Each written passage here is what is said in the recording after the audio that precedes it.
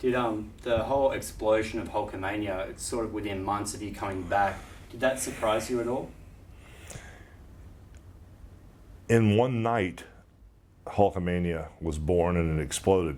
I knew that it was going to take off and I knew it was going to be big, but I had no idea how starved the wrestling world was for something huge to happen. So when I beat the Iron Sheik in Madison Square Garden, I didn't realize the next day my career and the character of Hulk Hogan would be a worldwide phenomenon. It happened overnight, and I thought maybe it would take a few years to get the burn and to get the building up process, but I knew there was something big happening. But when it turned the corner in a moment's notice, it caught even myself off guard. Did it sort of change you at all, where all of a sudden you were the big star of the industry? It didn't change me as a person. It just made the workload multiply times 100. You know, there was never a downtime. There was never a chance that you could be sick and not work out or not make a town or not make an appearance. You had to be on all the time. So it put me in high speed, in high gear, and it definitely made me realize that you have to always push forward. And of course, the NRL has its grand final, the showpiece event in 2 weeks' time, I guess, for wrestlers. Wrestlemania became the big showpiece. Would Wrestlemania 3 be one of the highlights of your career?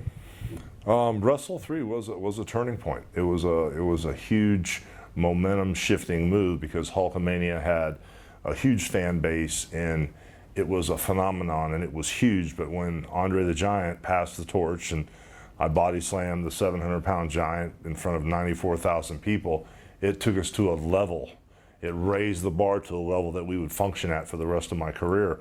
And that level is still there, and it's even higher now because it's almost the wrestling fans' heart is fonder for Hulk Hogan than they were before. They've seen my life, you know, reign and soar, and they've seen me crash and burn, and they've stuck with me through everything.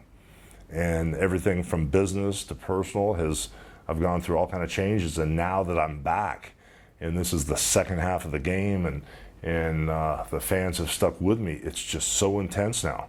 I mean, the level we're functioning at now is an all-time high, so I can't imagine how crazy it's going to be in Australia when the Hulkamania tour starts in November. I guess the full circle for you would have been against The Rock when you came back, and seeing like the icon versus icon in that match would have like almost transcended wrestling almost. Yeah, it transcended wrestling, but it also taught Vince McMahon that he did not control wrestling. Basically, it put the fate of the wrestling business back in my hands. And Vince McMahon tried to dominate, and he tried to persuade the audience to think one way.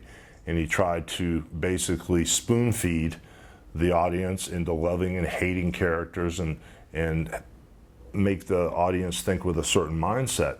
And that's when the conquering moment happened, was when the whole WWE positioned me as the evil bad guy.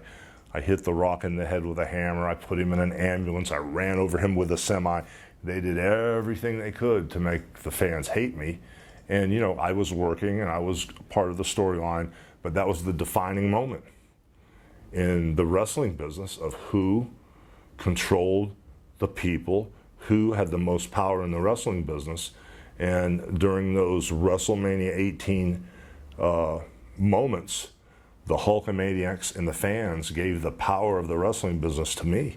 And they proved to Vince McMahon that I had the power with the crowd much more than he did. I guess it's pretty obvious. You're on the footy show last night, and just the reception from fans who have never seen you in the flesh, how they just went ballistic when you came out, just shows that as well.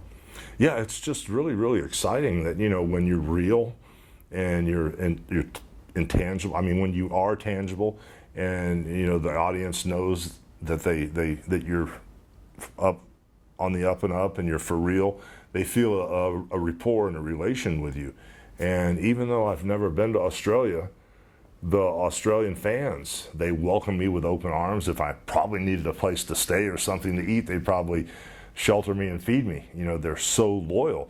So it's just amazing, you know, how intense my relationship is with the fans now. So it's something I love, and I love climbing in the ring. So this second half of the game with Eric Bischoff being my partner, we're going to reinvent wrestling again. And just with Eric Bischoff and Hulk Hogan together one more time, the whole wrestling world is shaking in fear. They don't know what we're going to do, and they're afraid.